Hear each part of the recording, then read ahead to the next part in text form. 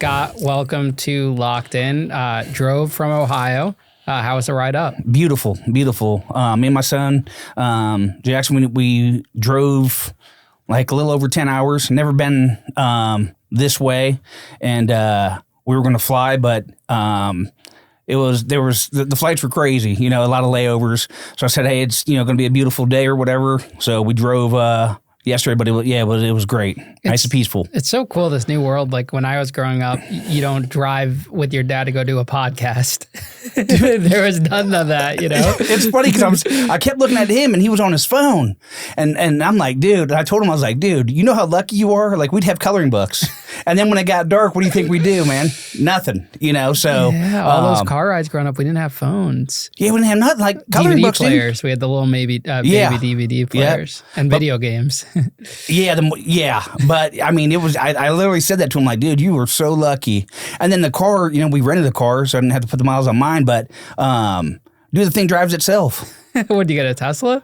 No, it's a Volvo. Oh, an electric. Oh, those are nice. And I was like, dude, this is luxury because we're supposed to be like an Audi or something. He's like, well, it's going to give you a little bit more room. I'm like, but is it luxury? He was like, yeah. I'm like, a Volvo's luxury? He was like, and I was like, oh yeah, dude, this is luxury. So, but it was a great ride, man. That's awesome. Good bonding time for me and my son. That's great. And he gets to listen to this episode too. Oh yeah. Did you grow up in Ohio? So I'm originally from Toledo, Ohio. Okay. So, I grew up in Toledo. I was there for probably, I think since till I was like 14. I think I was 14 years old, moving back and forth. So I've been between Toledo and Dayton. In between, I think, like middle school, or I was elementary and then high school, and then I ended up graduating from Dayton. But my junior and freshman year, I was back in Toledo. So my mom, with her, my stepdad at the time, just kind of moving back and forth, trying to work things out. Mm-hmm. So, what did your parents do for work? So my mom, growing up, so actually, my stepdad was, or not, I'm sorry, not my stepdad. My dad was killed when I was 7. Wow. My mom's boyfriend killed him, and crazy dude, yeah. So, my mom, I guess they said my dad had mental issues or whatever, which I'm sure if they could diagnose him now, I'm sure he did. But so, my dad cheated on my mom, and my mom filed for divorce, which she should have did. And then, my mom tried to move on, and then my dad, would wait outside for her boyfriend every day and beat him up. And finally, kind of got sick of it and ended up killing him. Wow. And he didn't do no time. He got self-defense for it. So, it's crazy because you grow up in that environment. I remember like I have an older brother that passed away. And I remember that we would, like I said, we were broke. So we would, sorry. But we would be, I remember one night we all had to share a bed, like me and my mom and my older brother. I remember one night we were sleeping and somebody knocked on the window, and the bed was like the headboard was like to the window. So we opened it up and my dad jumped through it. He jumped through the screen and he went after my mom's boyfriend at the time, which, and then a couple weeks later, whatever, that's when he ended up getting killed because he did the same thing, but the dude ended up pulling a gun on and killing him. Wow. So, my dad, he was dead when I think I was 7. And then my mom, she's done things like work at a car dealership. She's done majority of her work when we were younger, like serving, working as a bartender, and for the past 15 years, I think she's been cleaning houses and stuff, works for herself. What was it like to lose your dad at that age? So, to be honest with you, it was, when you're so young, you don't realize, you only kind of like realize like the little memories you had, which were like good things, like you can only see the good, but, I guess him jumping through the window. But it was really hard for us because my dad's side of the family blamed my mom for that, So I remember going to the funeral and they were trying to fight my mom because they blamed her because her boyfriend's the one that did it. And the whole thing was like, it wasn't her fault. He cheated. They got divorced. You know what I'm saying? So even to this day, we don't have any relationship with that side of the family, which is unfortunate, man, because, I mean, this was years ago. And, you want your name to carry on, which occasionally, I'm not on social media or whatever, but, my family is, my mom's side of the family, and, I can see that they're doing well. I don't wish the best for them. I don't hold any grudges or anything like that. But for us, they were more successful on that side of the family, like my uncles and my aunts and my grandparents. But, yeah, it was really tough because there was like this divide. My older brother, before he passed away, he got in some trouble. And, we asked, for some legal finances, like to help. And, they said it makes our name look bad. So they didn't want to help him. They didn't want to help? No. So he ended up catching a vehicular homicide, my brother, that passed away. Got into a bar fight and ended up running somebody over and killing him. And, it's just, so we went to them and asked for help, financial help. And they said, they didn't say that it makes our name look bad. We just kind of figured like, hey, it's like your family. It's like your family is like your brother or your son's son. Like, why wouldn't you help him? And so there hasn't been any, we haven't really communicated. I haven't communicated with that side of the family for a long time. And like I said, I think that they're doing well, and I am so happy for them. Like, everything happens for a reason. And hopefully, with my kids, eventually they'll reach out. I know my brother that passed away, his kids, they live up there, probably 10, 15 minutes from them. So they end up, I think, once in a while getting together. How old were you when your brother went through the criminal justice system? So I'm trying to think. So I was going through, you said how old was I? Yeah, what were you when that happened to him? Oh, so my brother, growing up in Toledo, man, he was in and out of like kind of doing like small stuff. But, it started when we were young, like probably like 11, 12 years old. Like gangs were bad in Toledo.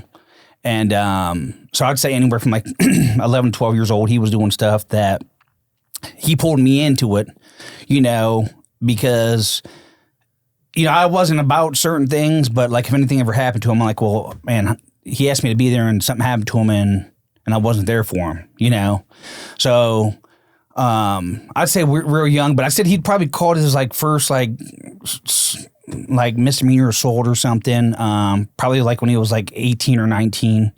But he had like a lot of like disorderlies and just kind of minor stuff, hit and runs, like, taking our mom's car and running, smashing into somebody and then leaving the scene. Nobody was hurt or whatever, but I remember one time the cops came, because he used my name. They use our, I'm like, well, what do you mean? And they're like, weren't you, well, you were just in this ad. I'm like, so, but when it was, well, so he got locked up. He did 6 months for that vehicular homicide. They tried to get him for aggravated, but he ended up going to trial and they got him for, just vehicular. So we did 6 months, but I was going to the fire academy and, I wanted to do something because I wasn't really hands-on, or I was more hands-on than like book smart. And, so when I was going through that, I graduated through the fire academy, but I had too many driving points on my record. So after I graduated from the fire academy, they wouldn't hire me because I couldn't drive, the ambulance, whatever, because I had 6 points on my license. Oh, wow. So, and I'm jumping around. Sorry, bro. If you got to wheel me back in. Yeah, but how old were you when that happened with your brother? So what do you call it, that vehicular? Yeah. I was 20. 20 years old? Yeah. Okay. So you did have experience with like the criminal justice system on that side before you ever even on the worked negative side of it. Yeah, but it was still the criminal justice system. So growing up where I grew up, a lot of my friends had a family member that done, I think, close to 20 years. Like an uncle of mine that did like 20 years in prison. He's the one that told me about corrections. He said, you've seen it from this side, and I'll go in there and get that good money and that, that good insurance to take care of your family, And this is like when the recession hit back in like early, like, or maybe it was like mid 2000s. And he said, go back, go in there and they're hiring. And he knew about it because he was locked up. So yeah, that's how I heard about getting into that type of field. And I figured it'd never be boring. So, Were you getting into trouble at all like your brother growing up? I was, but I was more into like sports and stuff. So a lot of the trouble I would get into, I got into a lot of fights, man. And so I'm dyslexic. So I read stuff backwards, they say. So actually, when I was going to school, when they diagnosed me that in like elementary school or whatever, they sent me to a school which was I'm from the west side of Toledo, and just say that the school that I went to was on the opposite side. So, and I was a minority going, which I was living in Toledo at the time, like where we were, it's like, it was pretty mixed. But when you go to a school where you're not from that, side of town, I used to they used to chase me down, beat me up like almost like probably every other day. Oh, so you were picked on a lot. Oh, dude, like, and I was out, I think being white and being on the opposite side of, on the other side of Toledo where they knew I wasn't from there, but that's the only place they offered the classes, so I had to go over there. And so, yeah, you could say that I guess I got, I guess you could say bullied, but I got tested a lot, and then I didn't have anybody over there because all my brother and all of our friends were, on the west side of Toledo, and I was going over here because that's the only place that offered the special classes or whatever. Do you think that mindset of getting bullied, carried over into your corrections career? I think it triggered it. Matter of fact, I think 100% it triggered it.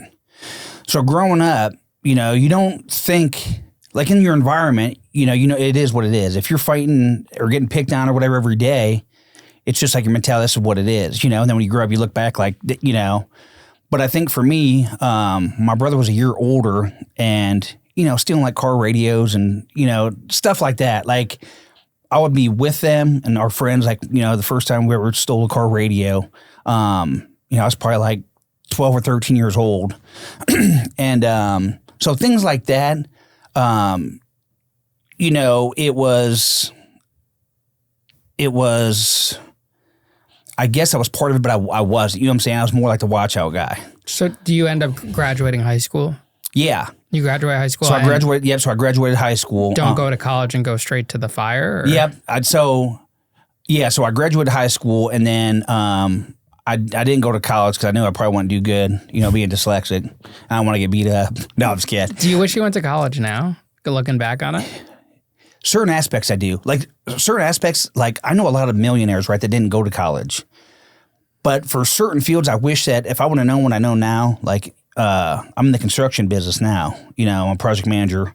And but knowing what I know now, I think for the experience, like I was big into sports.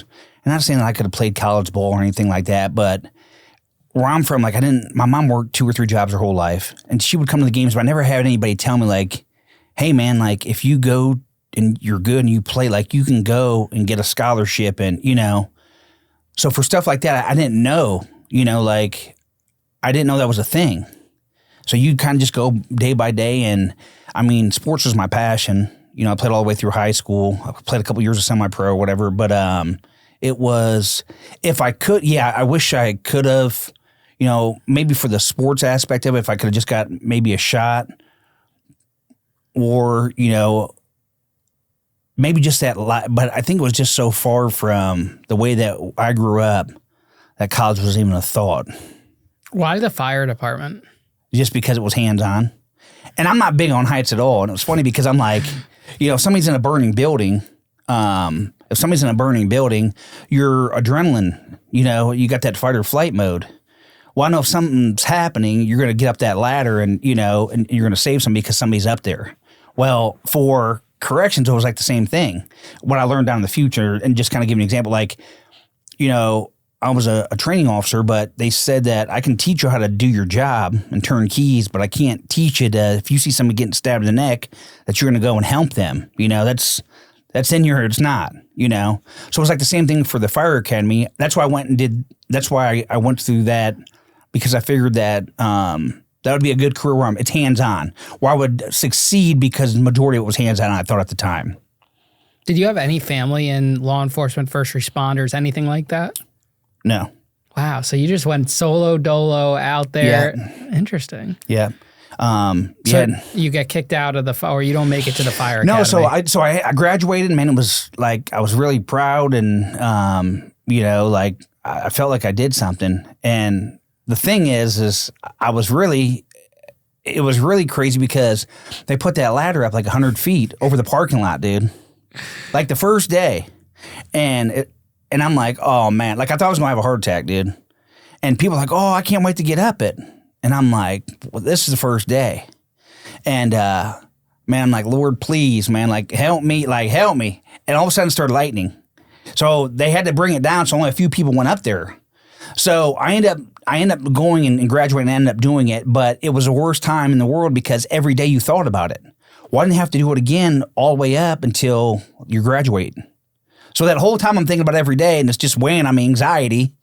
If I could have did it the next day and just got it done and over with. Does that make sense? Yeah. So, but that's why I chose the fire department because it was hands-on. And I knew, like, being in law enforcement, that wasn't even cross my mind because you heard stories that they do, like, I wasn't really worried about the background checks, but I was more worried about, like, the polygraph tests. So... It's interesting that they kicked you out because of the license. Like, couldn't they have stuck you somewhere else that you didn't need to operate the vehicles? So, because that's what I was thinking. Like, why won't you tell me that before I went through this stuff? But I think each city might be different. But if somebody calls off, and you can't do everything that another person can do, then it would hold you, Mm-hmm. And this wasn't like this was probably in 2003. And you're like a 19, 20-ish? Yeah. Okay. Yeah. So that happens. How long after do you wait until you get into the corrections job? So it was probably, I'm thinking, within a year. Within a year. Okay. And that's when you saw that your friend or the advertisement or whatever? So actually my stepdad at the time, he was in the horse business and he was training horses. So he knew a guy that was a warden. So... So my uncle that was telling me about this stuff, he was talking about it. And then when I was telling my mom, my stepdad, like, I wanted to do it. And he was like, well, my stepdad was like, I know somebody that used to be a warden at this prison. So that's how I end up, I was like, oh, real? Like, cool. But the reason I'm thinking about getting into it was because it's never going to be boring. I heard the pay was great, like great benefits, like, oh yeah, and it's going to be exciting. It's not going to be like a normal job where you're doing dishes or something. Yeah. So what was that process like once you signed up? Walk us through all that. It was a background checks, dude. Like, it took a little bit over a year to actually start from the time that you get hired or fill out the application to the process of you actually working. Getting a uniform and starting your OJT, which it was probably a year. So because they do all the background checks and it was so like you thought you were going for the FBI or CIA or something. That's how, maybe it wasn't like that, but that's the way that I felt like, back then. But and you were telling me earlier that it's not like that at all. Now, yeah. Dude, they got signs out front talking about hiring. Come now, like it's so crazy that. Yeah, how much it's completely 360 on the hiring process to now. Did you have to take a polygraph or anything like that? Not for that. And are you firearm trained before you start the job too? So what they do is, they'll give you a start date right after everything. They say, okay, you're going to report, and you'll go to your institution for 2 weeks. They call it OJT, which is on the job training. You'll go there for 2 weeks, and you'll do like classroom work, and then they're going to walk you around and to make sure that this is what you want to do. Like, they'll put you through it because they want to make sure that they're about to put all this money into you for training. They don't want to put all this training into you and then, you quit. So they want you to get live and get, not live, but they walk you through with an officer for 2 weeks and put you in situations where you're back in the hole and in the chow hall. And because you're out there like, and some people may think they want to do it until you're sitting in front of all, 3,000 inmates, and they're all looking at you like, you're a piece of meat. Are they bringing you to a maximum security or like a low security for that first walkthrough? So what you do is you apply, and you can apply. Back then it was you applied online, but you could apply and you could put like where you're closest to. There's a lot of prisons in Ohio. So you could apply which one you wanted. You could put like 3, You could put 1, but if you wanted, like me, I really wanted to get hired because I'm like, man, I was about to have a kid, my first kid. And I'm like, this could be great. Make me feel like I did something. And so they hired me for the prison that I applied to.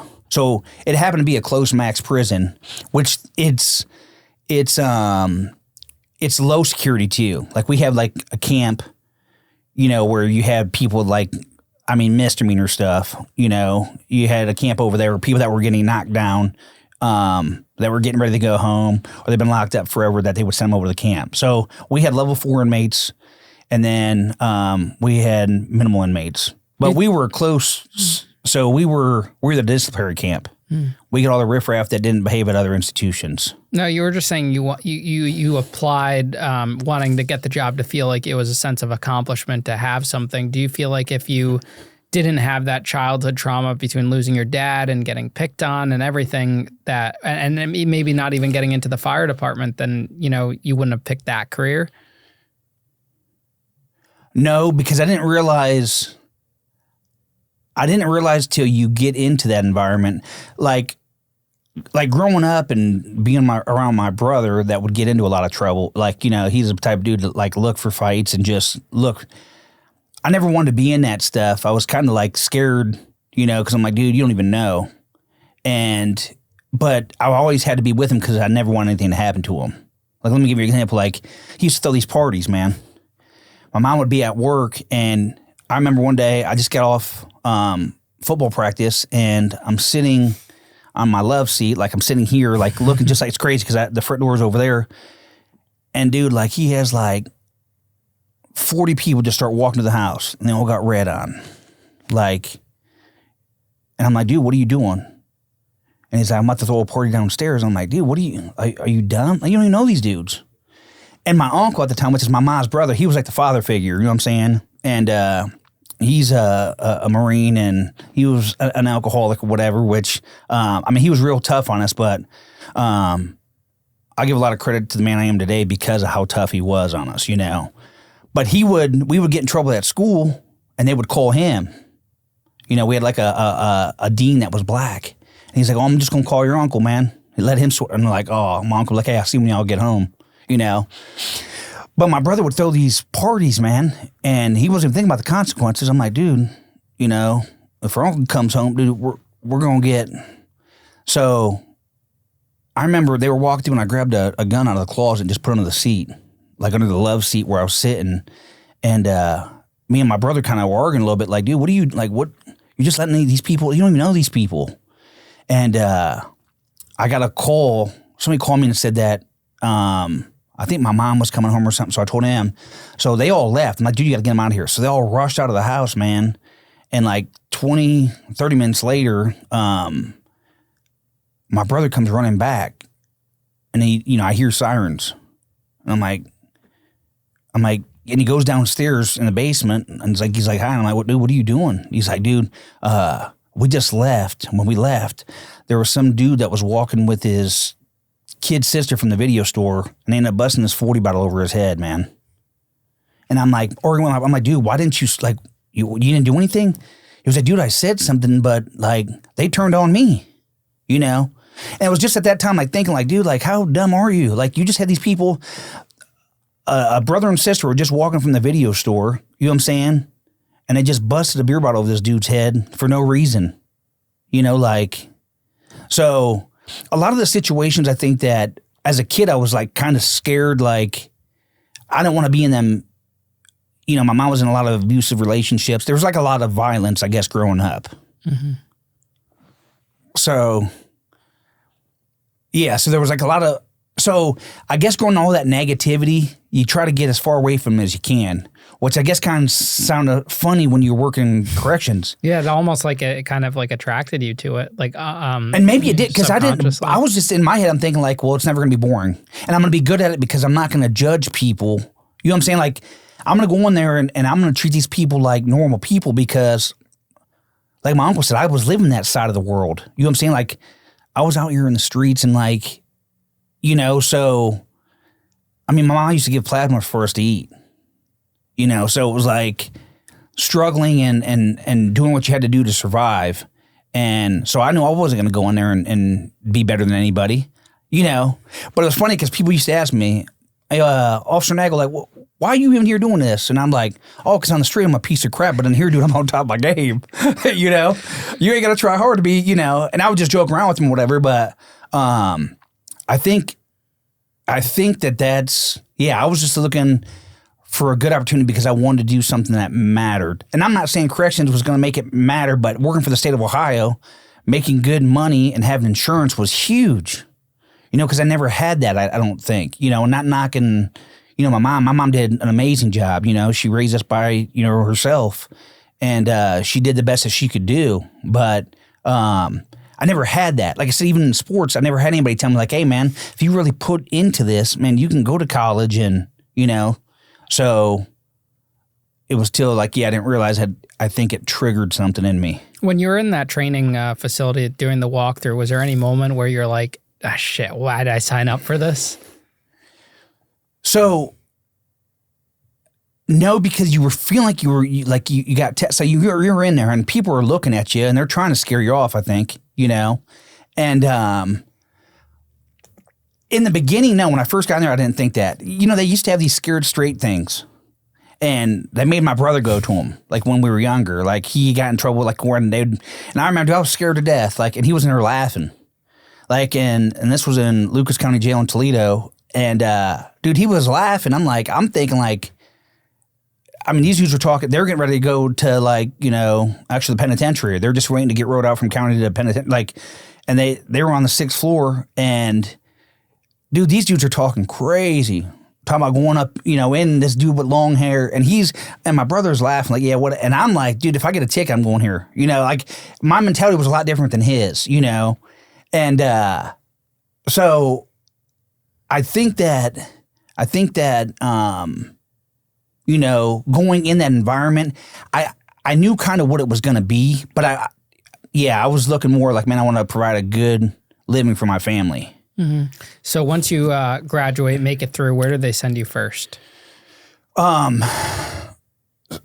let me just throw this in there. So I guess also growing up, like being in childhood, and maybe this is what kind of triggered it too, like the whole, you know, like the pedophile thing. But so me and my brother we had this babysitter, man, that would lock us in this basement. And I guess her kids were up there like assaulting, you know, kids up there, man. They were like using like broomsticks. And that never happened to us, I think, because maybe we were a little bit older, like we were 9 or 10, but they would lock us in the basement. And, you know, my parents didn't know this stuff until the cops came for the other parents, you know, like getting called because I guess that's how they found out something was happening to their kids. So that's when they realized that we were getting locked in the basement.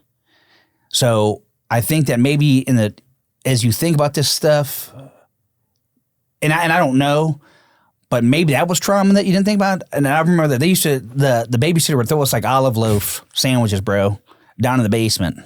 Like disgusting. And like I ain't never ate no olive loaf. And I don't think, you know, we'd eat it then. I remember me and my brother would eat ants. Like we were locked in this, and we'd eat ants, like kind of, not because we thought it was going to be filling or whatever, but that's just a thing I remember, like being locked in that basement. And, you know, I remember the cops one day and my mom picked us up. My dad was still alive at that time. So it's like a real vivid memory because I was young. But, they sent us to all these weird, like, classes to see if we were, I guess, touched or whatever. I said they were up there doing it to the younger kids, I guess. And you never reported it or anything? Oh, no. So we didn't, because we didn't think anything. We're just getting locked in the basement, you know, like they're throwing us olive loaf sandwiches down there, like, and they just left us down there, you know. And, you know, I remember sitting at the top of the steps and like looking under the light.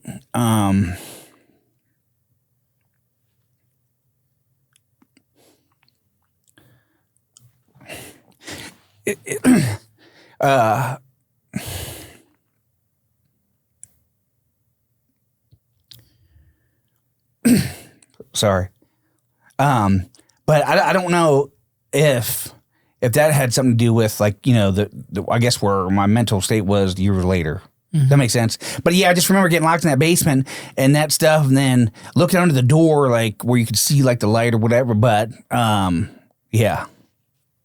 So those types of memories you carried with you when you got into corrections. You would think about it, but not really. But I think that's what really triggered it. You start looking back, and it's like if you go to counseling. Like I've been to counseling a couple times for marriage. I've been in a few marriages, but you know, it's like you and your wife could be getting along great, and then you go to counseling, and it's like, oh, this stuff's getting brought up. We had a great week on, you know, Monday through Thursday, but Friday we're going to counseling, and all this stuff is getting brought back up that happened 3 weeks ago or a week ago, and it kind of stirs it back up. And I think people say, well, you got to kind of work through it. You just don't want to bury it. In order to work through it, you got to dig it up, you know? So I think maybe it was buried, or I wasn't even thinking about it, but working situations and hearing stories and reading people's, you know, their jackets and like inmates and things like that, and talking to like victims, I think maybe it triggered. I don't know, to be honest with you. Yeah. So that first facility they send you to, what was that? As in, once you get through graduation, you're on the job. So it was. What do you mean? Like, what level was it? Well, where'd they send you? Lebanon Correctional. And what is that? It's a level 4 closed camp, which means you don't walk outside. Like, you know, some institutions you have like even like schools, I guess, where you could walk from one building and go underneath the walkway. A closed camp is where you're under the roof. You know, the inmates are inside unless they're in the yard. Did you feel good walking in there that first day? Like that you were confident about that you could do the job? I thought that, yeah, because, you know, if you've seen one tough guy, I guess you kind of seen them all. But not 3,000 at once, you know. But I think that I was just kind of like, I was more intrigued to see, because you hear stories. Like I said, this time my brother was actually locked up. So as I'm going through the academy, he's actually locked up. And, you know, and then my uncle that he's passed away now. But listen to stories, and I had friends that have been locked up. You know, you hear stories about to actually being there and seeing it for yourself. And being in county, you know, compared to being into, you know, a prison, just like being in a federal prison is completely different than being in a state prison, you know. I think I was more shocked to just, you are like, what the heck? Because once some gates close behind you, you're in there for 8 hours. You know, there's no walking outside, you know, to do another post. It's like you're under that roof. What was the most shocking thing for you those first few days, like those initial days on the job? I would say how much mass movement there was. Like when you see all these, you know, convicts like going down the hallway, how many are in the hallway at one time? Like, you know, because you have to have mass movement. But I think that was like one of the things that was like, oh man, like these are, you know, they have another prison that's Lucasville, that's, you know, high up, and then like OSP, which is like a Supermax. So, like I said, we had, I mean, you didn't go to Lebanon for you know, majority of people that were in Lebanon were doing violent crimes and stuff like that, you know. But looking at that mass movement and knowing like, man, there was like 6 officers out here standing to like 1,000 inmates. You know, that was kind of like, holy crap. Did you feel in danger?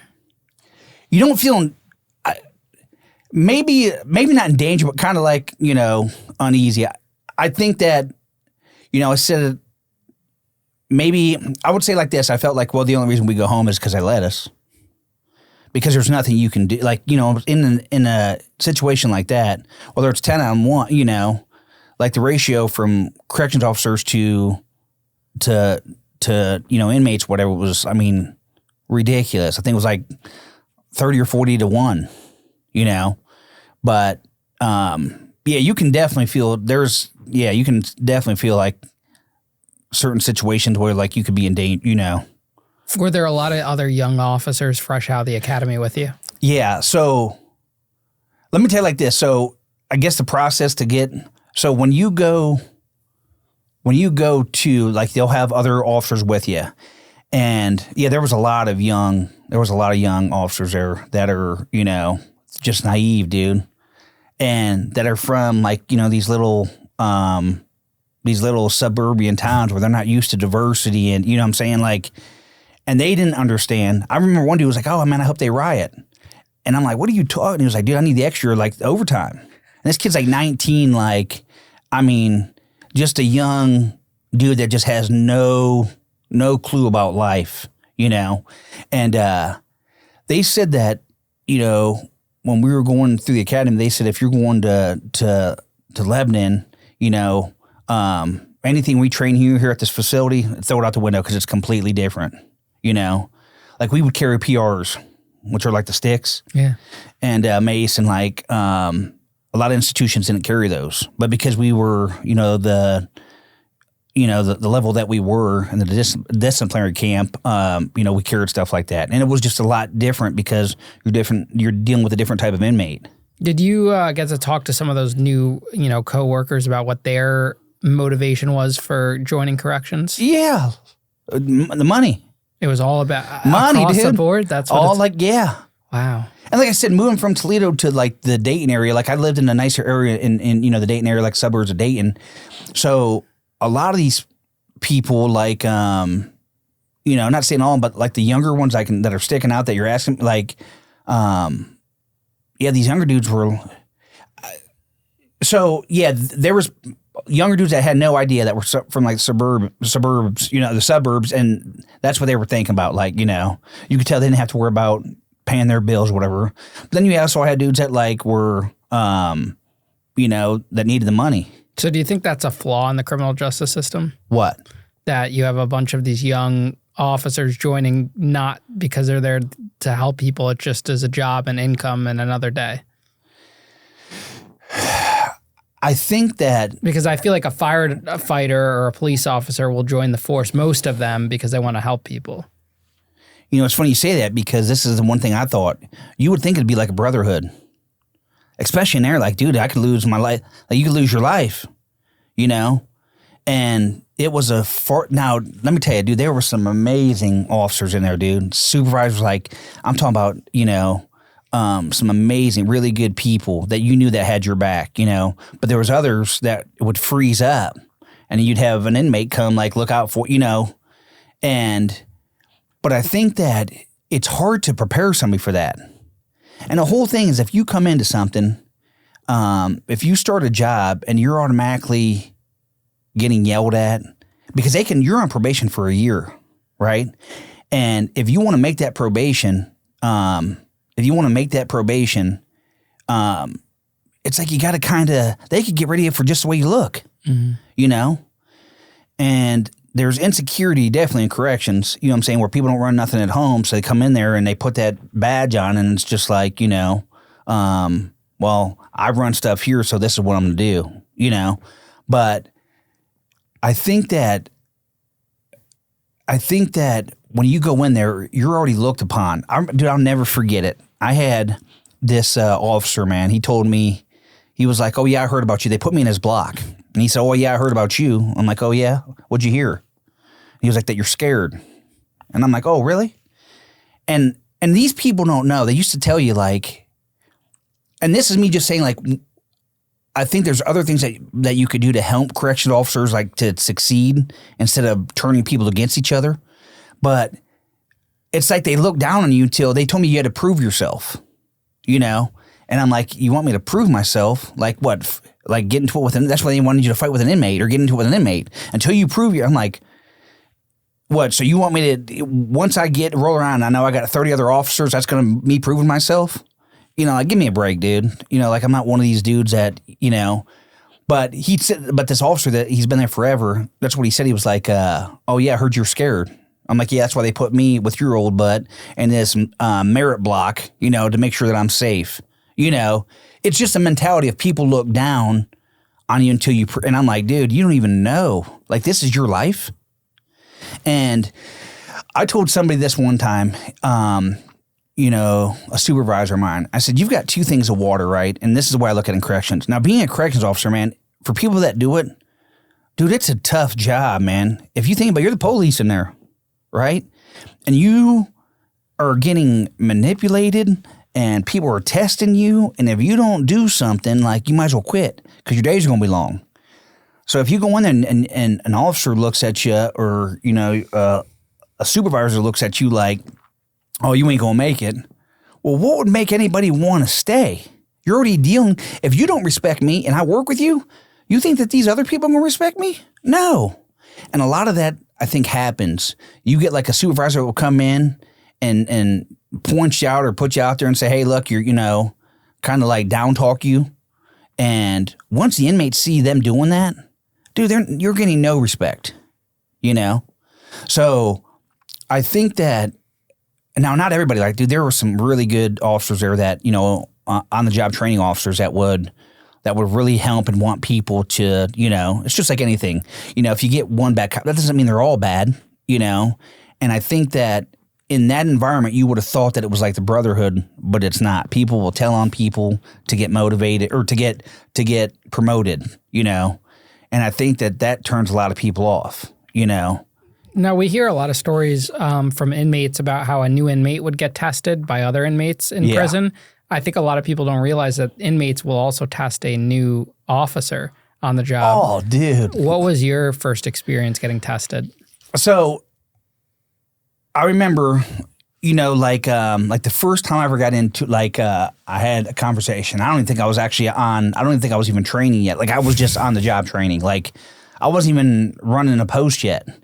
And so you have mass movement where you got all these inmates out, you know, coming from rec or from the chow hall. And, you know, they had them they had tiles. And what you do is the tiles on the floor, you know, you have the wall and then you have these tiles. So what you do is you stand, as mass movement's coming, you as an officer would stand and look all the way down the hallway, and your foot would be like on the outside of the tile, and you would give these inmates, you know, just enough room to walk. Well, if you think about it, right, you got, you know, just say 1,000 inmates walking towards you, okay? And they know you're new. They can see on your face, like, if you ain't ever been in that environment, they're looking at you like, dude, what does this do? So, but they know if they bump you, dude, that's assault, dude. Like, but they'll walk up to you and they'll kind of like look, they'll say stuff, they'll yell down. Like, dude, it's actually like, it's funny that you look back at it now, but being in a situation like that, you got to have some type of, you know, craziness about your, like, or just complete like ignorance of like what could really happen, you know? And so I remember, you know, I was just standing there because that's how it's on the job training. So they want to see how you're going to act, you know, towards when inmates test you. Well, this dude was looking me up and down, and I said, hey, I said, come here. I said, do you know me? He was like, no, do you know me? I'm like, no. I said, but the way that you're looking at me, dude, I could have swore like I owed you $10 or something, you know? And like, that was like my first altercation, but I still kind of felt uncomfortable because I was still trained. I didn't know what you could and couldn't do, you know? But that was like my first, like, you know, to call somebody out, because you got all these inmates that if one of them, like, you know, disrespects you, they're going to go back to the block and say, hey, this new officer, dude, hey, he ain't got no heart. You can do whatever you want in here, you know?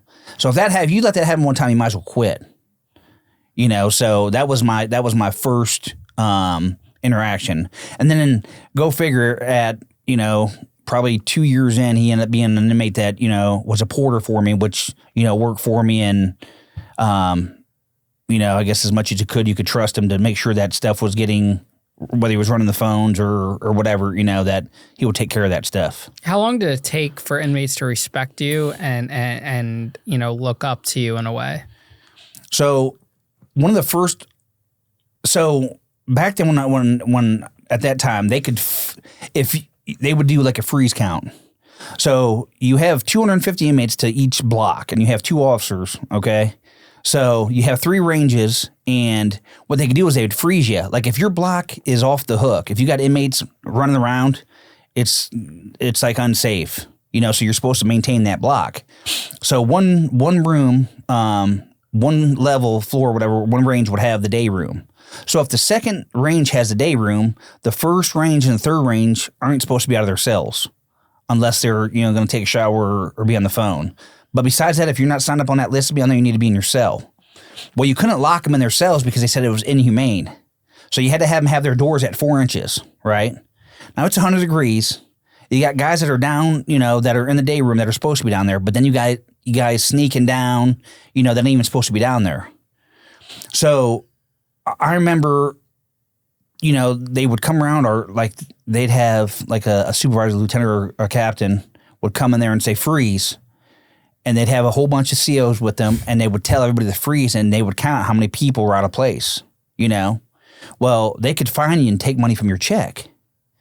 So it just got to a point that I would tell one of the first conversations I had with an inmate. I'm like, check this out, dude. I said, I don't know if you know this, but let's just say we was on the street, and I was talking to 6 of his dudes. They were sitting in the day room, and they were out of place. Oh, I'll go back to my cell. No, that's too easy. Go in here, have a seat here so I can explain to you, because I plan on being here for a while, and I know that, by what I heard, that you got 15 to life, so I know you're going to be here too, so let me just explain this to you. I said, let's just say that we're out here selling dope right over, outside across the street in this corner. Let's say you're out there selling your dope, right? And all of a sudden you see me pull up, and I'm right across the street from you, and I start selling the same thing you're selling, but I'm selling for a little bit cheaper. And I said, you gonna be mad about that? He was like, well, yeah. He said, that's kind of why I'm in here. And I said, well, I didn't know that, but I said, check this out, dude. I said, right now, that's what you're doing. You're doing with my money. You're messing with my money. Because if you're out of place, and they come in here and they freeze this block, they're gonna take money from me and my family because you're out of place. So go back to your cell. In a situation like that, you start gaining respect because they're like, oh, shoot. A lot of people, they would write tickets, and that's how they would run their block. Well, no, you're going to get no respect for that. Oh, I'll just write you up, right? And in an environment like that, bro, I'm not coming in here and being scared and writing tickets. I'm getting respect, whether we're working at McDonald's or Burger King, or I'm a corrections officer. You live here. You know the rules more than I know the rules. Don't take my kindness for weakness. When you were at the peak of your career, how would you describe yourself as an officer? So it's funny. So I'd run into people that were locked up, and I run them out in the streets. And it's funny because a lot of people hate that because oh man, it's what's he gonna do? Me, I would get defensive. I'd go up to him. Hey, man, how you been? Just to see, because a lot of people, they could try to bully people in there, right? And they don't think they're ever going home. Well, if you get locked up and you're an inmate and you go home, and you happen to see this CO, this corrections officer that was messing with you while you're in there and now it's out, oh, shoot. For me, I always knew that I always gave respect unless I wasn't respected, so for me at the top of my career, man, I was a good, I guess I was good because I was fair. They say to be firm, fair, and consistent. I definitely was that. I tried to, my whole thing is what can I do to make my job easier where I don't have to stress about this? They used to say, oh, well, you get to go home. Dude, it's a mental. You're counting the hours before you're going back. So it's actually not. I knew for me it wasn't. They're like, oh, well, you get to go home. You get a break from this place. Dude, mentally, no, because I'm coming right back to listen to you. I've been dealing with you for 7 years, I don't plan on going anywhere, so I'm still dealing with you, So I think as an officer, you do, I was good at, you pretty much you're like a babysitter, I ran, I was in the chow hall for majority of my career. I ran rear security where, I'm the one that issued the tools out, for the inmates to prep the meals. So for me, it was, for me, I think I was a good officer, and I've had people tell me that, I've had a lot of people tell me that as in because I would show up to work, I would do my job. I would try to stay under the radar, and then I've even ran into inmates that were out that said, hey, man, you were fair. You treated me with respect, So I think that all around I was good at what I did, Did you ever have inmates try to take the kitchen supplies at all? Like the weapons? So there was a chit system, so it's hard for them to steal them, but they've used them when they were sent out to other people that they use them for weapons, But if something was to happen, like, they used to have these like big metal like oars. They look like boat oars that they'd stir the pots with, because you're feeding all these people. Like I've seen somebody get smacked with one of those, wow. But once one comes up missing, like then they lock the prison down or they'll lock the chow hall down until they find it. But never had anybody because they got a pretty good system how, it is signing it out to that person. So if it comes up missing, they're responsible for it. And, majority of people don't want to deal with that. I'm not going to take something that you signed out, especially if you're in, it just causes more of a headache. Then you don't go back to your block and it's just you're stuck down there. What are some of the traumatic moments that you've witnessed in those facilities that will never leave your brain and your mind? So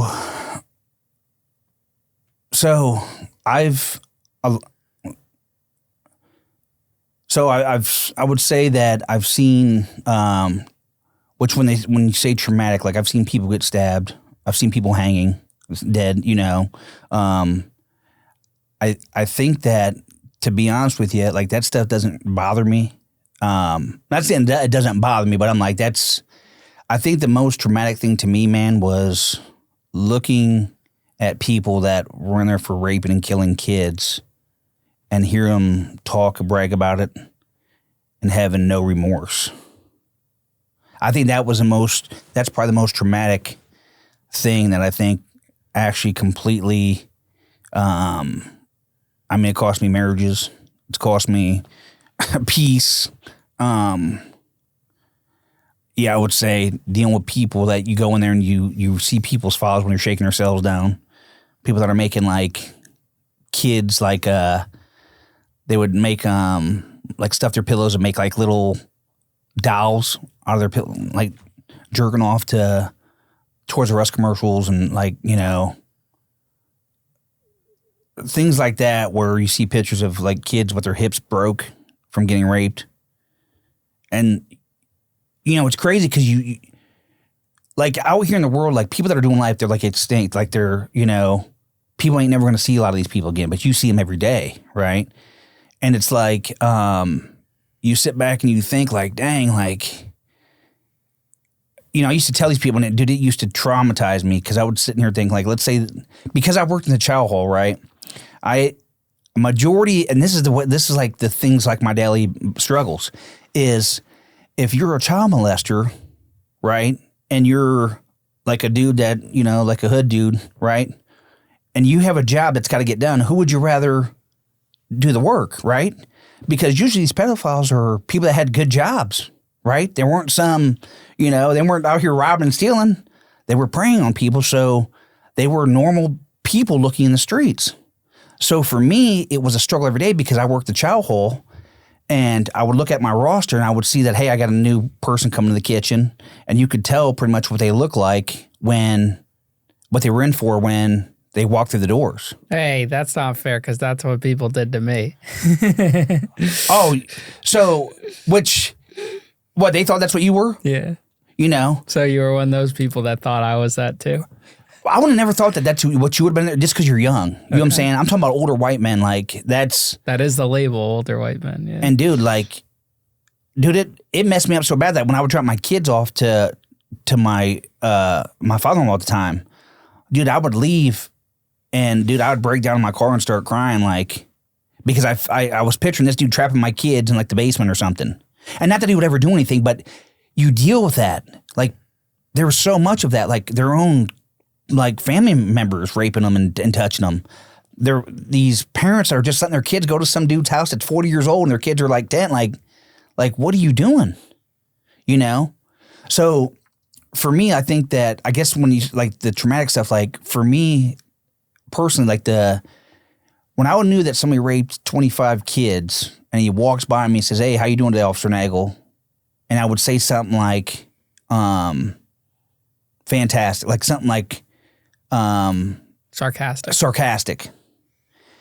And then I would like dude, I'd mentally beat myself up like, man, this dude has no idea. Like if this dude wouldn't even say anything to me. If he knew who I was, like what I really wanted to do, and I'm sitting on my porch, dude, this dude would walk 10 miles the other way. But because I have this badge on, I have a job to do, like he gets that like, oh, how you doing? Because, and then me answer him, I didn't want him to think that I accepted what he did. And it was just a mental battle every day. And they're like, well, don't ask them what they did. Well, my whole thing is I want to know what they did, because if you're in here for raping 25 kids, I sure in the heck don't want to give you a job, you know? But you're supposed to be fair, so they say, well, don't. But to me, that was one of my biggest mental battles is, you know, I would get into with other officers. I'm like, dude, he's raped and killed kids. Well, I don't care. He works for me. I'm like, well, why won't you give somebody a job that doesn't work for you? Or that, you know what I'm saying? Like, because they don't work. That's what he said. A child molester, they'll work. They're used to having a job. That's your job, is to make them work. You know, like you're just taking the easy way out. And I had somebody tell me one time, another officer, like, why do you even care, bro? Like, if they're in here for that, it ain't your kid. So I remember I got in this dude's face. I'm like, so what? So if my kid got raped, it's not your kid. So what? Then you don't care? You know, it was just it started taking a toll on me. Then you would hear people, oh, I'm going home in 22 days and they're like bragging about it. And I'm like, oh, really? Like, no way. You're like raped 6 kids. What do you mean you're going home? Oh, well, the dad didn't get on. He didn't want to put his kid on the stand and put him through that. So, yeah, they're just letting me. And, dude, it would eat me alive, bro. Like, it would seriously, like, eat me alive. Were there officers that kind of, grayed outside the lines, colored outside the lines with these, child molesters? Like to kind of maybe physically hurt them or set them up for other inmates to attack them? I've heard of stories. Yeah, I've heard of stories that, certain people would,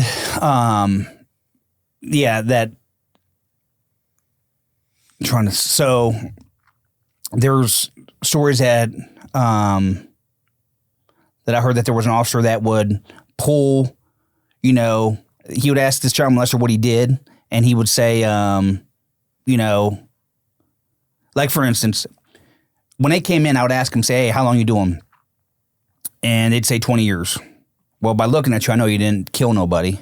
So I'd ask him, so how many people did you kill? Well, I knew by looking at the dude, you didn't kill nobody. And he's like, he said, I killed one person. And you could tell that he was like, I'm like, all right. And I said, I'm only asking because I just want to know how long you're going to be here, because, if you're at a job, I want to promote you. Like I want to make sure that I'm going to give you the best job, And if you're planning on being here for a while, I don't want to give you a better job and I guess invest time into you, to promote you through this kitchen or give you a better job as like being a porter or something if you're not going to be here long, So that's why I'm asking. So I would ask him, and then I would go home and look him up. And I'm like, wow, like this dude's like a serial rapist, serial rapist. And dude, I would toss and turn all night because I'm like, man, thinking about what he did. Then because it's all public record. You know what I'm saying? Like you can look these cases up. You can look at you can see him like smiling in court, like it's no remorse, like. And I'm like, I'm trying to give this dude an opportunity, to be better in corrections, because that's where you're going to be. And then you lie to me right off the bat, So the next day they'd bring him in, and I'd ask him like, it's public record, like, are you sure that's what you're in here for? And there may have been a couple inmates that were standing around, that heard or that already knew. They already know a lot of the time of what you've done. They, like you said, you can tell by the way you look. But other people, I've heard other situations where they were taken back there and say, hey, you're gonna tell this officer what you did, or you're gonna get it back when you get back in the block.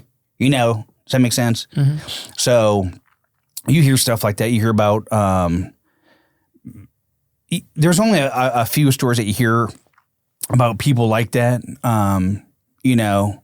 but they say once you go to prison, you can be whatever you want to be. Like, if I'm a CO, I could be, championship boxer out in the real world, just like, an inmate, You know, he could have made millions of dollars, you know, like some did. No, you know. So you do hear stories like that, you know, that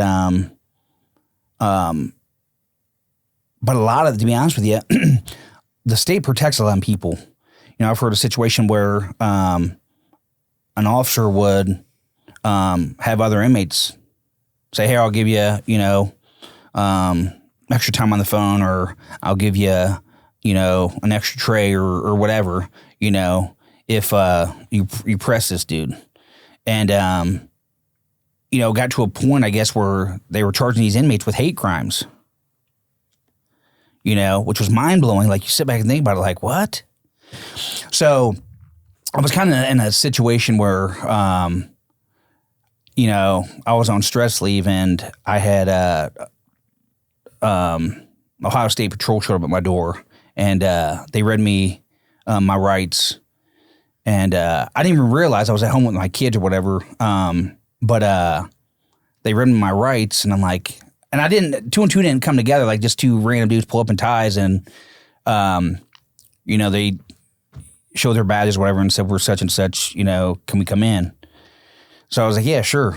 And I didn't know, like, I wasn't even thinking of, you know, I didn't, but I guess there was an incident where a dude that I guess raped a 6-year-old girl ended up getting assaulted, you know, this inmate, and somehow my name got brought up into it or something. And an officer said that when the inmate left the block, he looked fine, but when he came back, he was all lumped up.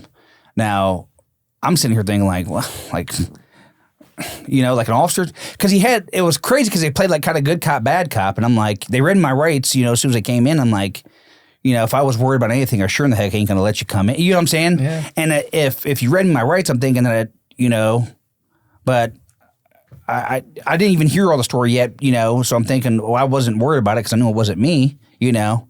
But the one cop said that, he said that, you know, well, he had a file. He said that, you know, we have statements saying, or he showed me a picture of this inmate, and, you know, there was like, at the time, I think there was like 3,200 inmates in there. And they're like, well, we've got, you know, we've got statements. He held this vanilla folder up like of this inmate getting assaulted. And I'm like, well, I said, there's 3,200 inmates. I'm like, why are you coming to me? You know, it's like, well, you know, people are saying that you're the one that did it, you know, in these statements. I said, inmates? They were like, no, staff. I'm like, what? I said, let me see this. Let me see the statements. He's like, well, no. I'm like, come on, dude. You just read me my rights. You know, you're saying that, you know, that you're getting statements from people. So if you would have had something saying that it was me, then you already had took me to jail because you read me my rights, and now you're saying you got statements. So, like, what, you know? So, I said, I don't know what you're talking about. I said, this dude looks no different than, you know, I mean, there's 3,200 inmates at least at this, you know, like, I don't know. And they're like, well, I said, well, why would somebody assault him? He said, well, because he's a sex offender, he raped a kid or whatever. I'm like, well, it sounds to me like you should go ask the inmates, because I don't think the inmate population really puts up with that, you know? So it was a situation where, like, they said, well, we'll be in touch, whatever. Well, come to find out, the inmate that got assaulted, he tried to, I guess they gave him a lineup to pick somebody out of the lineup, and it said that he was a bullheaded 300-pound bullheaded guy, and ended up picking somebody else out, which wasn't me, you know? So so I didn't get any trouble over that, because the dude that he picked off ended up being off that day. Mm-hmm. So it seemed like this dude was either making it up or, you know, who knows, you know, but yeah, situations like that where the most traumatic, I guess, is when you see people that rape and kill kids, and it's just like, a normal person, like, man, I can't be around that person. But me, dude, I thought in life, dude, it took control of my life, man. Like, I would go, because I had a job and I wanted to be all I could be. I wanted to be Deputy Dan with my badge on, you know. Now, like, because it was a good job, excuse me, because it was a good job, and I was making I was having my first kid. I had my first kid, and my second one was on the way, like, good insurance and stuff, and I didn't want to mess that up, you know. And if I could have, you know, snapped at an inmate or something, you know, just So I would keep it all bottled in, and then when I would leave work, there was like probably like 3 or 4 different occasions that, dude, I would leave work and I would go to like a bad part of town, and I would literally like see like 4 or 5 dudes that looked like trouble, you know, walking up towards like, you know, walking on the street or whatever, and I would pull over on the side of the street, and I would get out and I would leave my car open. At this time, I drove like a Cadillac and it had wheels and stuff on it. And I would walk through them, like hoping like to like for them to like start something, you know, because I had all this anger and all this built up inside of me that, man, this dude said hi to me today. Like, this dude doesn't even know he raped 6, like, you know, but I got to keep my job. I don't want to jeopardize my job, you know, because I'm providing for my family. But then I don't want to lose my job either because I'm learning from these people, like where I can help, you know, outside world and sit here and think like, hey man, like, yeah, when they pass some flyers out, like that's a real thing. Like that's a real thing. Like watch your kids, you know, they pass those out for a reason. And a serial sex offender told me that, you know? So yeah, I had so much bottled up that I didn't know how to release it. So I would go and try to put myself in situations where whether I'd get stomped out or fight, you know.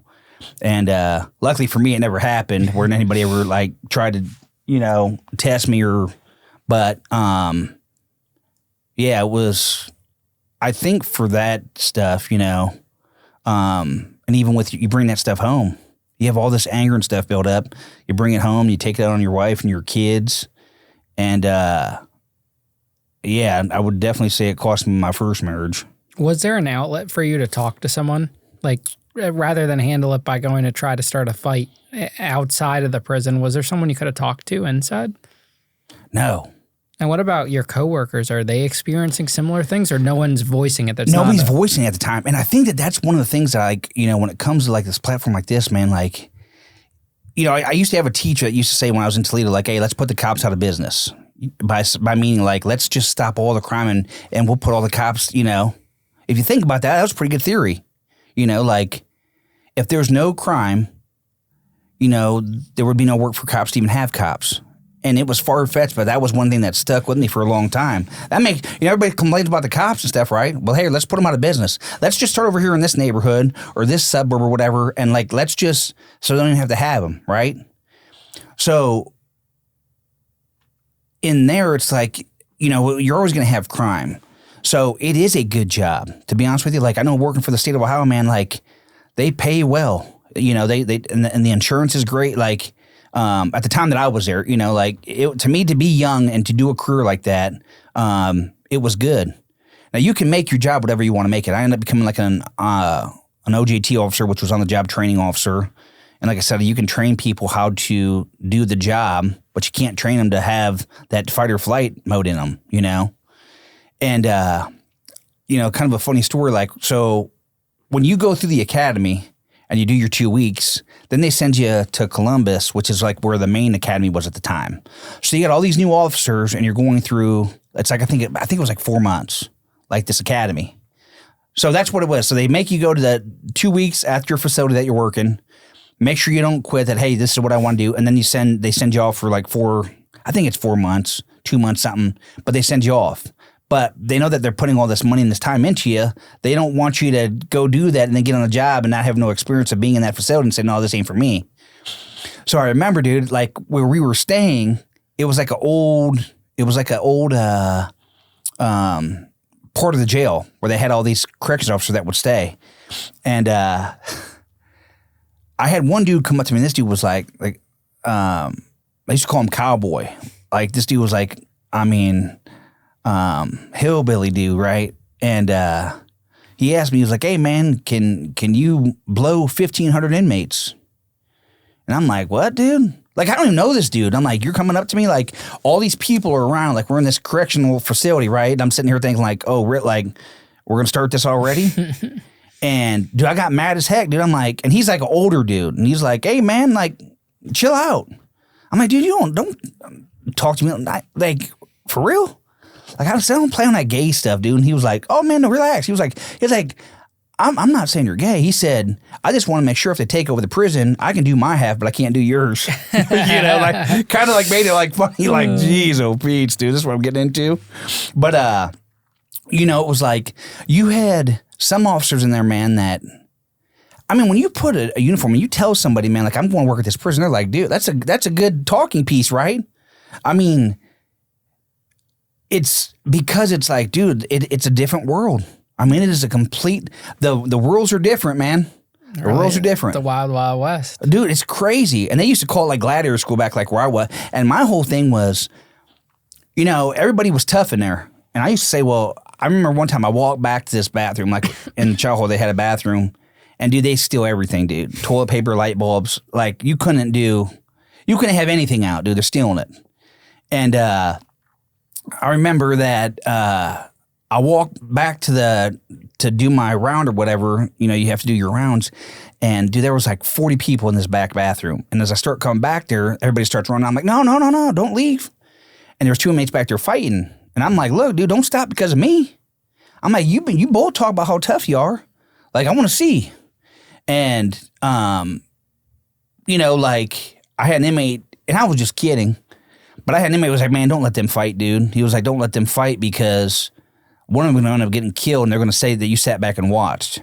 That's the respect I'm talking about. You know what I'm saying? Like, that's the respect that, God put all of us on this world, you know what I'm saying? And that's one of the things I have trouble with, in my faith is like, child molesters, and it's like people used to say, oh, well, you're a Christian, you talk about forgiveness. I'm like, yeah, but God knows nobody's perfect. Like forgiveness for me, that's like, I believe that God's the only one that judges, but I'm in my own flesh, and it's just like I'm not perfect. That's one thing that it bothers me. But so for a certain situation of so going back there, like when it like respectfully, they were like, hey man, don't let this happen because if one of them gets killed, they're gonna say you stood back and watched. But that was a part of the respect, like, hey, look, I was never on that stuff because I wear a badge. Like, I have a job to do, but if you do your job, if you're doing what you're supposed to, I don't have to say anything to you. That's a good day for me. I don't look to say something to a grown man that's been locked up for 20 years. Well, believe me, as much as you don't want to hear it, I don't want to say it to you. Now, there are people that do, but yeah, that's not me at all. How long were you on the job for total? Almost 10 years. Why'd you end up leaving? So they medically retired me and diagnosed me with PTSD.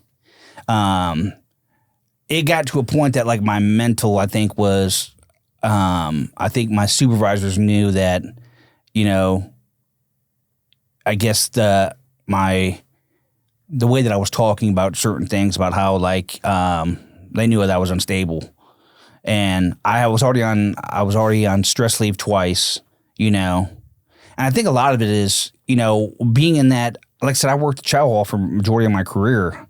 And that's where all the, people that want to work, they're going to the chow hall because that's where the jobs always are.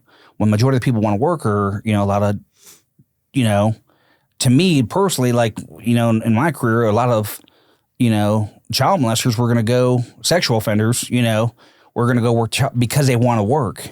Everybody's lined up at the door like, hey, I want to work. They're usually getting, I think if you didn't work, I think you're getting $3 a day or $3 a month, For the state at that time, I think you were making $3 if you just laid in your rack and didn't do anything. But for me, because it was a mindset that I'm seeing these people every day, like, and I knew that, it just got to a point, I think that I was like, what are we doing here? Let me get another story. Like, so I remember I was standing and a food service worker come up to me and they said, hey, you see that inmate down there? And I looked and this dude's raccoon, bro. This old white dude, like, I mean, dude, he was knotted up, bro. And she was like, well, are you going to go see what happened? And I looked at him like, it looks like a child molester to me. Like, what do you want me to say? He's going to lie to me. Like, if I go ask him, he's not going to tell anybody. So I was like, because you got to do your job. If I didn't do anything, if I didn't go talk to him, then there's a risk of this dude getting killed and then they say, food service workers say, well, I told that officer down there and he didn't even go say anything. So you got to do your job as much as you don't in certain situations. So I went down there and I'm like, look, what happened? I said, if you're going to lie to me, don't even, whatever. I said, are you in here on a sex crime? And he was like, no. I'm like, come on, dude. Like, I'm sitting here thinking like, dude, you fit the profile. But you shouldn't profile people, but you fit the profile. He was like, no, I'm in here for like robbery, like 3 years. And this is like an old white dude. Dude worked his butt off every day, like, but your mentality is, that's what he's in there for. And your mentality is so messed up that when they would come in, I would ask them what they're doing. And if you killed 40 dudes, if you killed 40 people, you got a job. But if you raped one person, you didn't get a job from me. Like, that's my mentality I was thinking. Like, oh, yeah, you can kill people, if you try to play it in your mind to get through the day, People would ask me, hey, can I get a job? And my whole thing is, what are you in here for? And a lot of times you don't pick unless somebody comes to you and say, hey, can you give me a job? A lot of the staff or whatever is the ones that were giving them jobs. They're people that they talk to, whatever. Their caseworkers would give them jobs. But that was the mentality of it. If you raped one person, dude, I don't want you working for me, and they'll give you a job, but if you kill 20 people, I'll give you a job. That's how messed up my head was. Like, this is starting to deter my job because I'm sitting here thinking like, and I think I told a supervisor that like, hey man, don't send me no more. I did tell him, I'm like, dude, don't give me no more pedophile. And he kind of laughed. And I knew that my mental like was like, dude, what are you laughing at, dude? You think I'm kid? Like, to me, it was like a game. Like, they thought this was a game. And they didn't understand, dude, I was dealing with this dude. Like, I was leaving. Like I said, I was going down to try to start confrontations with people outside because I had all this built in. So you got people laughing. You got certain officers not, like I said, for every bad officer, dude, there was 20 great ones. But then you would have officers in there that were kicking it with these dudes that raped kids. And I'm like, dude, like, I'd go up to an officer like, dude, like, what are you over here kicking with this dude? I said, you'll badmouth this officer over here, but you're over here kicking with this dude, and this dude's got 3 counts of rape on a kid? Like, really? So then I'm like, I'm getting worked up towards staff now. Like pointing my finger in their chest, like, And, my supervisor one day, I called him. I'm like, dude, you better get me out of here. And he was like, what? I said, get me out of here. And he was like, what are you talking about? He's like, are you all right? He was like, you want to go see this? He asked me if I wanted to see our psych doctor. That was, I'm like, no, your best bet's to get me out of here because I'm going to hurt somebody, man.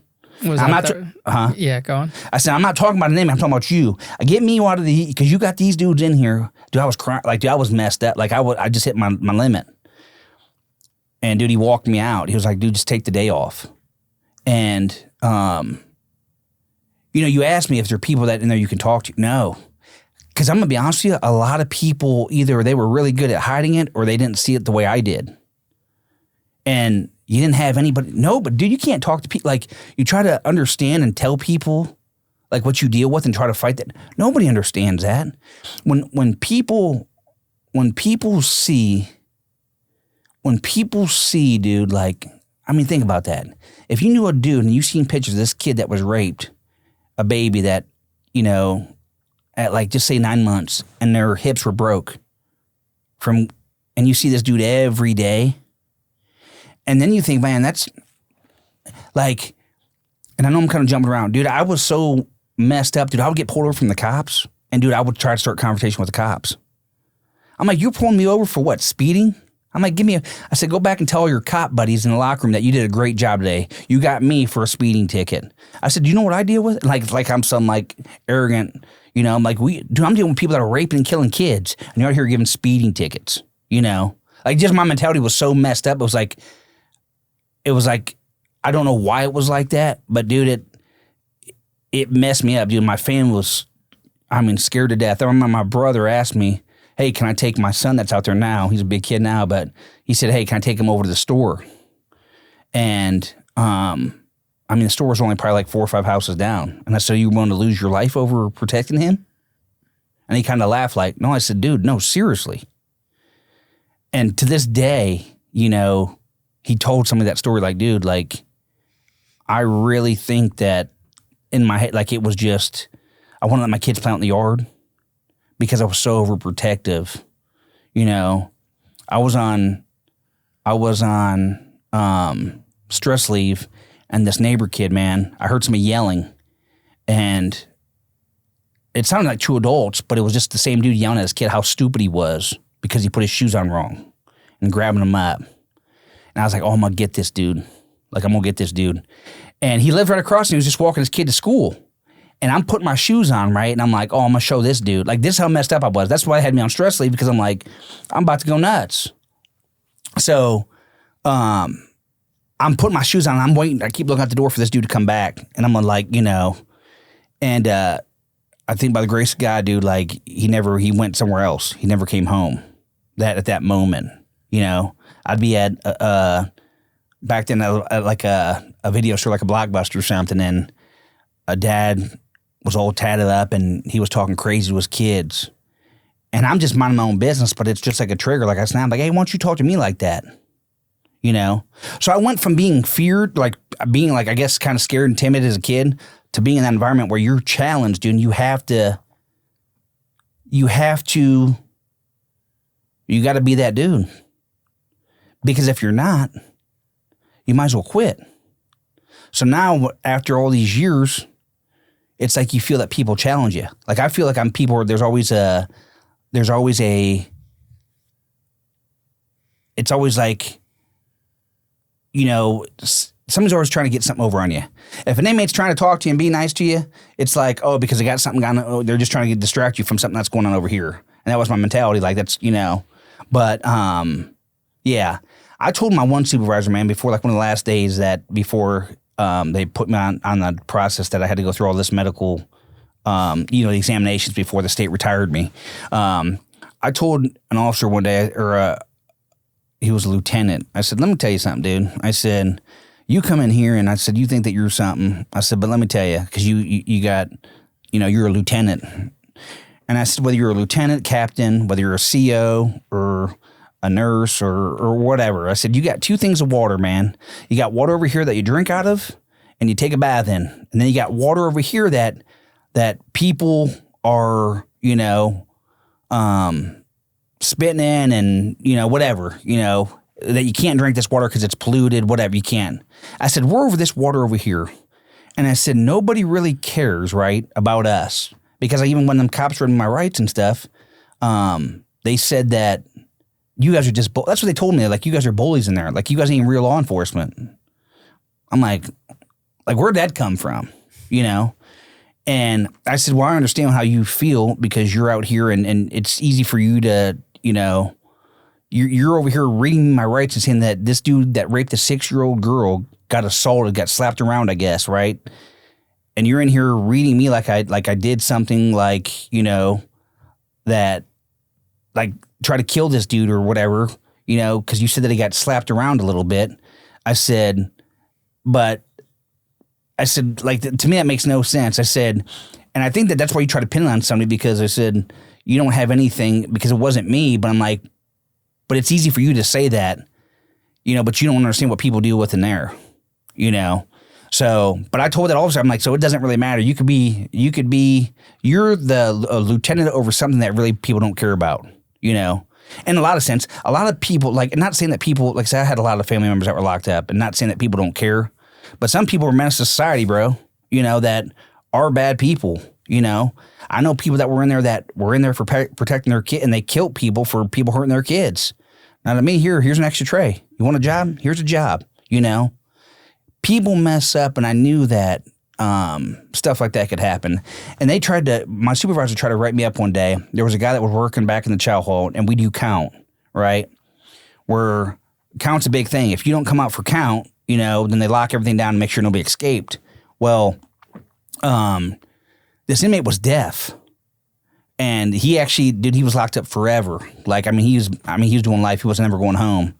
But he was one of the hardest workers. But he was back in the can room, you know, where he was the trash guy. Well, I didn't do my job, and I didn't walk back there and check to make sure that everybody was out there.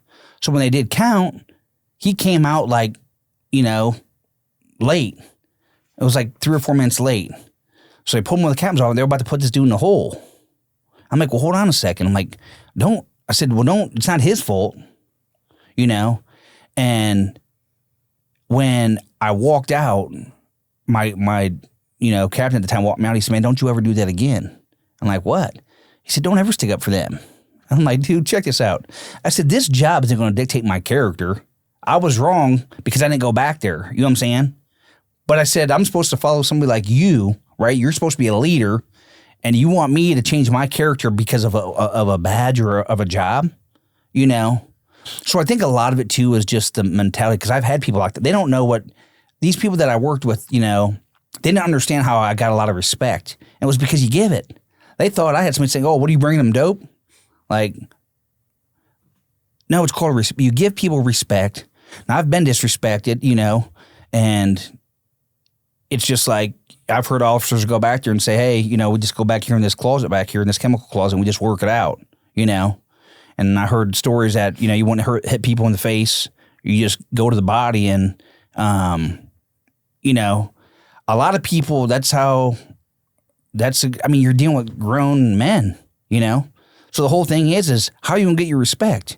I knew for me, like, because you treat people, like I said, it was real easy for me to treat people fair because I had family members. I grew up in, you know, in a negative environment. But for me, it was, I want to make my job easy. So if I don't have to say anything, so when you had all these, I had one guy that he was the head of the Crips or whatever, but they feared him because he lived there with them. So what I would tell him is, you make sure that everybody stays off the range, and I'll let you go ahead and run your store so you can walk around. Because I knew that once I left, they're going to have to deal with this dude. Since he lives there, they're going to listen to him. So I'd say, yeah, go ahead and run, make your, you know, do your bets or whatever, but you keep everybody off the range. And that's what they pretty much did my job for me. When you look back on it now, are you glad that they kind of forced you into retirement? Man, let me tell you, I didn't realize what PTSD was. But I think the warden and I had, you know, some supervisors and stuff that, dude, they really, yeah, for me, I'm sitting thinking like, dude, I know for like the state of Ohio, for them to do that for me, I think that, dude, that says a lot. Because in, you know, where I worked is, dude, there was 21 of us. And you're on probation for a year. I think when that year was up, I think there was 3 left. The turnover rate for that institution, dude, it was crazy because it was a different type of institution where all the uses of forces and stuff, you know, they would bring all the riffraff over to this institution, you know, and it was just it's so crazy. Like I heard that. So one night at like 3:00 in the morning, they bust some. I think it was like 5 or 6 inmates over, okay? They bust 5 or 6 inmates over that were causing trouble at a minimal camp. And I remember they pulled up, and I was outside when they pulled up, and they were out there laughing, you know, like these inmates. They thought that, you know, and I'm sure the count's probably the same way in the federal joint, right? Like they count like at 4 times to make sure that nobody escapes. Yeah, I believe it's, 3 during the day and then 1 overnight. Yeah, when they're sleep. Yeah. So in order to get moved in the middle of the night, like that's a big deal because they were trying to send like riots or whatever. So they're laughing, giggling like, ha, ha, ha. Well, they didn't know where they went. Well, I went inside to take the belly change or whatever, and I heard that these dudes were laughing, and all of a sudden I see like these dudes just start falling out the back of the van, dude. And I heard the one dude say, man, you can't do that to us. And, dude, they were in there and they started crying. Like they went from laughing, thinking it was some type of joke to like literally crying, you know? I heard, you know, just to go back to your other question, you know, I've heard of, you know, child molesters that didn't have anything that they come in there and, the inmates, you know, get a hold of them. And then I remember I walked into a cell one day and, this dude he let his kid starve. Like literally they did an autopsy on this baby and they just let it sit there and starve. Like they did the autopsy and there was nothing in the kid's intestines. Like a 3-month-old baby. Wow. And in court, like him and his wife were just sitting there smiling. Like no remorse, like, and this dude was big. And man, I remember I didn't know it at the time until after, but I went in, into a cell for something, and dude, they tied all of his clothes. So I heard stories where if you don't have anything, they can't extort you. But what they did was they tied all of his state blues, his pants and his shirts, like tied them in knots. So tight that like they're literally like two big dudes are pulling him so tight that, he's still probably trying to get the knots out, because if you don't have your blues on, you can't get out the cell. You know what I'm saying? So they tied his stuff so tight that, he couldn't get it untied, so he couldn't leave the block. So it's yeah, but I guess to go back to, the original, I think that for them to force me, because I would have never thought that it messed me up that bad until I started going to therapy after the fact, or I've been having to go to therapy for it, and but I think that a lot of that stuff brought out, I guess, stuff growing up. It's like you got to kind of face it, and I think that's the whole thing. Like, and I've always wanted to, I guess, people don't want to put money into like the prison stuff, right? But if you think about it, because which a lot of money goes into it, like to feed somebody and house somebody I know different states are different, but if you had good staff that could treat people different, they say rehabilitation, which some people, they do offer some stuff, and, but I just think that it could be a good career, but it's, they privatize the food service part of it. So now when I was going through my retirement, I think that's when they had regular staff, but then they brought some private company in there. They're paying them $10 an hour, to feed these guys. And if you're only making $10 an hour, you're bringing dope and cigarettes and stuff. You know what I'm saying? Like, what are you thinking? Like, oh, if I'm only making $10 and somebody's gonna offer me $1,500 for a carton of cigarettes, oh yeah, dude, yeah, call me the Marble Man. So yeah, it's tough. If you could get one message across, whether it's to a former inmate, a current inmate, a parent, a loved one, someone that has someone in the criminal justice system, one message across, for someone that's listening to your story, what would that be? I'm gonna tell you like this, man. And dude, I was sitting in my office, like I had an office, and I told my dude, I'm like, dude, I feel like I'm gonna go nuts. I'm sitting in my office like me and you are, like a good friend of mine. He still works there, and I'm like, dude, we're making great money to sit here, and it's like hanging out. We're making good money. We got good insurance, but I feel like I'm going to explode, man. I said, I don't know what it is, but I just feel like I'm going to go nuts. I'm going to tell you like this. The only thing that gave me peace, dude, was Jesus Christ. And I'm not just saying that. Like, I'm telling you, man, I was in such a dark place that, like I said, it cost me marriages. It cost me, like, strain with my kids. It cost me, like, a lot. And I finally was just like, look, I have nothing else. Like, I'm going to this. I feel like a loser, because now what are they going to say when I'm getting retired? Am I going to even be able to get another job? Are people going to look at me like I'm crazy? And I literally prayed about it, dude. And like, as a man, you want to be able to support your family. And like I said, because my dad was killed, I never really knew what that. My mom always worked like 2 or 3 jobs, dude. She did the best she could do, but I didn't want my kids to go through that. And I literally was just like, I prayed about it. And I remember that I used to make excuses. I used to have the worst mouth in the world. I used to cuss, and I said, God, I'm not going to cuss for 2 weeks. My mom was trying to, my mom was struggling to find a job. I'm like, I'm not going to cuss for 2 weeks. I'm going to put my faith in you and say, God, I'm not going to cuss for 2 weeks because I want my mom to get a job. And it was crazy because I used to defend I'd cuss in front of my kids and say, hey, I don't want them to get bullied. Somebody's like, oh, you said a bad word and then get bullied. But what I did was I prayed about it, and just like that, I remember I got into it with an inmate, and this dude was like big 6'8" black dude, and he was talking reckless. And I couldn't even say anything, dude. Like, I couldn't cuss at him. And it was just like right then that I knew that, man, that my life was going to be different. So I'm going to be honest with you, you're locked up, and you know, I'm not a Bible thumper. I wish, you know, I was, but when you're locked up, man, and I've talked to people that are rich, I've talked to people that are broke, I've talked to people that are locked up, that have friends and that, you know, have tons of family, don't have no family at all. But I'm telling you, man, the only piece that I can tell you is, man, if you open that book and you ask, you know, for forgiveness of whatever you've done, you know, it's going to give you something. I just watched a podcast where a billionaire said that. He was like, man, I was so lost and I have all this, I'm a billionaire. And he said, man, I didn't have anything till I had Jesus in my life. And but this world where we're at now, like, man is going to, you know, man, they're going to fail you. Man, they're going to fail you because we're all here in person, you know. But, you know, if I ask you for something and your feet are to the fire, chances are you may, like, you know, turn your back on me or something. And that's happened a lot to me where people you would think that you could trust and depend on, and they all fail. I know right now where I'm at in life, dude. I mean, this is a perfect example.